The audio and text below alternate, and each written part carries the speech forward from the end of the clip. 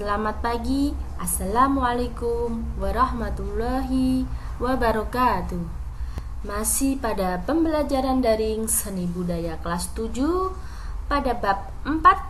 Kali ini Ibu akan menjelaskan tentang memeragakan adegan fragmen.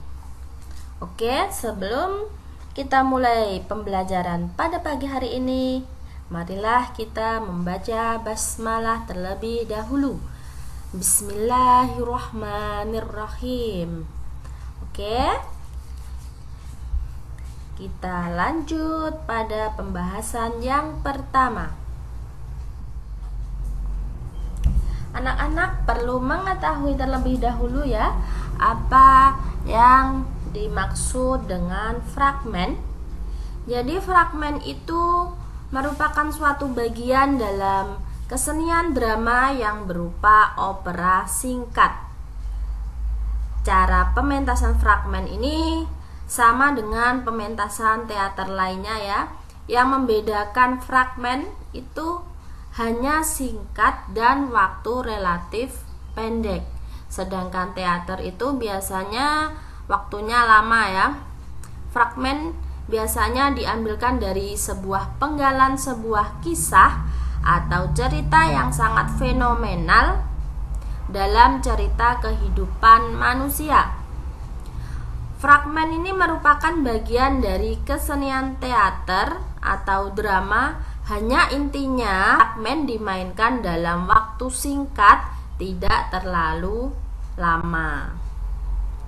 Fragmen dalam pementasannya menggunakan semua konsep serta unsur dalam teater, di mana fragmen sebagai bagian teater memiliki fungsi hiburan, fungsi komunikasi, fungsi sarana, memperkenalkan sejarah dan sebagainya.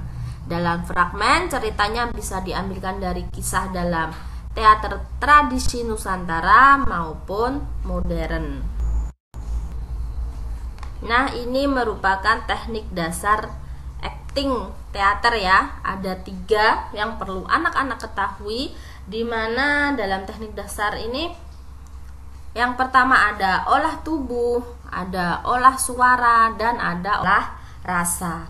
Nah, kali ini Ibu akan menjabarkan satu persatu mengenai olah tubuh, apa itu olah suara, dan apa itu olah rasa. Ini merupakan salah satu gambar mengenai olah tubuh ya. Jadi latihan olah tubuh ini melatih kesadaran tubuh dengan cara mendaya gunakan tubuh. Olah tubuh itu dilakukan dalam 3 tahap ya. Yang pertama itu ada latihan pemanasan, ada latihan inti, dan ada latihan pendinginan. Di mana latihan pemanasan yaitu serial latihan gerakan tubuh untuk meningkatkan sirkulasi dan meregangkan otot dengan cara bertahap. Itu yang dimaksud dengan latihan pemanasan. Sedangkan latihan inti yaitu serial pokok dari inti gerakan yang akan dilatihkan. Sedangkan latihan pendinginan yaitu serial pendek gerakan tubuh untuk mengembalikan kesegaran tubuh setelah menjalani latihan inti. Jadi latihan-latihan olah tubuh itu dapat dilakukan dengan tahap-tahap ya. Ada pemanasan, ada latihan ketahanan, latihan kelenturan, ada langkasan, latihan pendinginan, dan latihan relaksasi. Jadi gerakan teknik olah tubuh itu meliputi ada gerak kepala ya, ada gerak tangan, ada gerak kaki, dan gerak batang tubuh. Itu mengenai tentang olah tubuh. Berikutnya ada olah suara. Olah suara di sini ya. Suara itu merupakan unsur yang sangat penting ya dalam kehidupan, dalam kegiatan seni teater yang menyangkut seni auditif atau sesuatu yang berhubungan dengan pendengaran. Jadi dalam kegiatan teater, suara mempunyai tokohan penting karena digunakan sebagai bahan komunikasi yang berwujud dialog. Dialog merupakan salah satu daya tarik dalam membina konflik-konflik dramatik.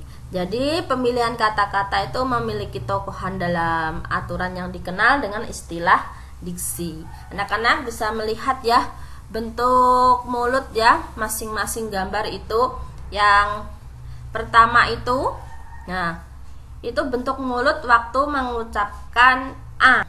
Jadi ya harus jelas dalam pengucapan, mulutnya dibuka lebar. Terus yang bagian tengah itu ada bentuk mulut waktu mengucapkan I. Yang sampingnya lagi itu bentuk mulut mengucapkan E. Jadi biasanya tuh kalau olah suara ini harus jelas ya, antara bunyi A, I, U, E, O, itu harus jelas ya. Itu dalam olah suara. Yang ketiga yaitu olah rasa. Pemeran teater ini membutuhkan kepekaan rasa dalam menghayati karakter tokoh. Semua emosi tokoh yang ditokohkan harus mampu diwujudkan. Oleh karena itu, latihan-latihan yang mendukung kepekaan rasa perlu dilakukan, terlebih dalam konteks aksi dan reaksi. Jadi, latihan olah rasa itu dimulai dari konsentrasi, mempelajari gestur dan berimajinasi. Dimana konsentrasi itu ya secara harfiah tuh pemusatan pikiran dan perhatian. Jadi makin menarik pusat perhatian, makin tinggi kesanggupan memusatkan perhatian. Terus ada gestur. Gestur tuh sikap atau posisi tubuh pemeran ya yang mengandung makna. Latihan gestur tuh dapat digunakan untuk mempelajari dan melahirkan bahasa tubuh. Ada juga yang mengatakan bahwa gestur adalah bentuk komunikasi nonverbal yang diciptakan oleh bagian-bagian tubuh yang dapat dikombinasikan dengan bahasa verbal. Dan manfaat mempelajari dan melatih gestur itu adalah mengerti apa yang tidak terkatakan dan yang ada dalam pikiran lawan bicara. Terus yang ketiga itu imajinasi ya. Imajinasi itu proses pembentukan gambaran-gambaran baru dalam pikiran, di mana gambaran tersebut tidak pernah dialami sebelumnya. Berarti berimajinasi ya. Belajar imajinasi ini dapat menggunakan fungsi jika, atau dalam istilah metode pemeran tuh Stanislavski disebut magic if ya.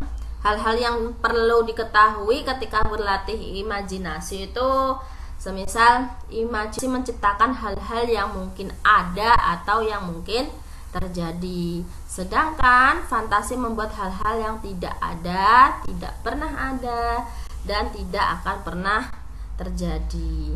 Ada juga imajinasi tidak bisa dipaksa, tetapi harus dibujuk untuk bisa digunakan. Ada imajinasi tidak akan muncul dengan pikiran yang pasif, tetapi harus dengan pikiran yang aktif. Pikiran bisa disuruh untuk mempertanyakan segala sesuatu. Oke, itulah tadi penjelasan tentang memeragakan adegan fragmen ya. Ada teknik dasar juga yang meliputi olah tubuh, olah suara, dan olah rasa ya. Sekian dari Ibu, semoga pembelajaran kali ini bermanfaat bagi anak-anakku sekalian.